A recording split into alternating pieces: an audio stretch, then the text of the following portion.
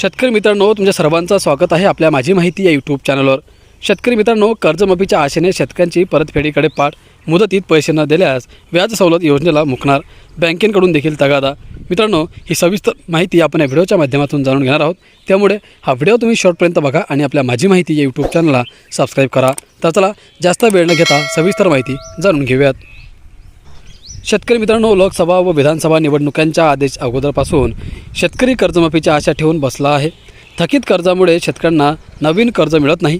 दुसरीकडे मुदतीत कर्ज परतफेड केल्यानंतर मिळणारा डॉक्टर पंजाबराव देशमुख व्याज सवलत योजनेच्या लाभावरही गदा येणार आहे। अडचणी येऊनही शेतकऱ्यांना कर्जमाफीची आशा कायम असून कर्ज नूतनीकरण करून कर्जाचे पुनर्गठन करण्यामागे शेतकऱ्यांनी पाठ फिरवली आहे।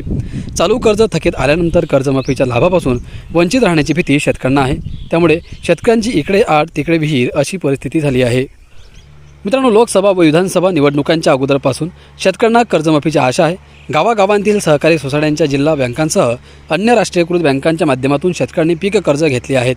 सरकारकडून दिल्या जाणाऱ्या संभाव्य कर्जमाफीच्या लाभापासून वंचित राहू नये यासाठी जिल्ह्यातील हजारो थकबाकीदार शेतकरी आपल्या कर्जाचे पुनर्गठन करण्यास धजावत नाहीत। यामुळे शेतकरी व्याजाच्या चक्रव्यूहात अधिकच अडकले चालले आहेत। नियमित कर्जफेड करणाऱ्यांना डॉक्टर पंजाबराव देशमुख व्याज सवलत योजनेतून 3 लाखांपर्यंत 0% व्याजाची सवलत मिळते। व्याज सवलतीचा लाभ राज्य सरकारकडून डीबीटीने देण्याचा विचार सुरू आहे। या स्थितीत कर्जमाफीच्या आशेपोटी अनेक शेतकऱ्यांनी मुदतीत कर्जाची परतफेड केल्यामुळे त्यांना योजनेच्या लाभापासून वंचित राहावे लागणार आहे। यंदा अतिवृष्टीमुळे पिकांचे मोठे नुकसान झाले आहे। यामुळे सरकारने शेतकऱ्यांकडील कर्जाच्या शेतीशी संबंधित कर्जाच्या वसुलीसाठी 1 वर्ष स्थगिती दिली असून कर्जाचे पुनर्गठन करण्यास मंजुरी दिली आहे। मित्रांनो, व्याज व महसूल मुद्दल एकत्र भरून नव्याने कर्ज देऊन थकीत कर्जाचे पुनर्गठन केले जाते। यामुळे कर्ज चालू बाकीमध्ये येते। दुसरीकडे मुदतीत व्याज भरून कर्जाचे नवे जुने करून व्याज सवलतीचा लाभ शेतकरी घेतात। नव्या जुन्यामुळे ही कर्ज चालू बाकीमध्ये येते। आजपर्यंतचा कर्जमाफीचा अनुभव लक्षात घेता सरकारकडून थकीत कर्ज माफ करण्यात आले आहे। यामुळे कर्जमाफीच्या आशेने कर्ज थकीत ठेवून त्यांचे नवे जुने व पुनर्गठन करण्याकडेही शेतकऱ्यांनी पाठच फिरवली आहे। शेतकरी मित्रांनो, मुदतीत कर्जाची परतफेड न केल्यामुळे शेतकऱ्यांना व्याज सवलत योजनेचा लाभ मिळत नाही। कर्जमाफी न मिळाल्यास व्याजाचा भार शेतकऱ्यांना सोसावा लागणार आहे। कर्जमाफी मिळेल की नाही याबाबत खात्री नाही। या स्थितीत नवीन कर्ज शेतकऱ्यांना मिळत नाही।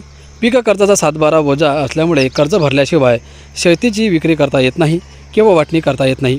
अशा फेरफारावर बँकांकडून आक्षेप घेण्यात येतो, तर कर्जाच्या तडजोडीने वसुलीसाठी बँकेकडून तगादा सुरूच आहे। कर्जमाफीचे स्वरूप व ती कधी मिळणार याबाबत निश्चित नसल्यामुळे शेतकरी हवालदिल झाले आहेत। शेतकऱ्यांना 5 ते 7 वर्षांनंतर कर्जमाफी का मागावी लागते? दरवर्षी कोणत्या जिल्ह्यातील शेतकरी थकबाकी जातात? याची पीक पद्धती, त्यातील जमीन व पाण्याची सोय, हवामान या बाबींचा अभ्यास कृषी विभागाकडून सुरू आहे।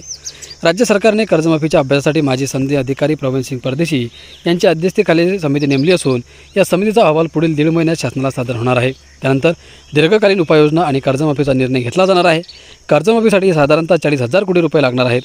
30 जून 2025 पर्यंत राज्यातील 24,73,566 शेतकऱ्यांकडे 35,777 कोटींची थकबाकी आहे।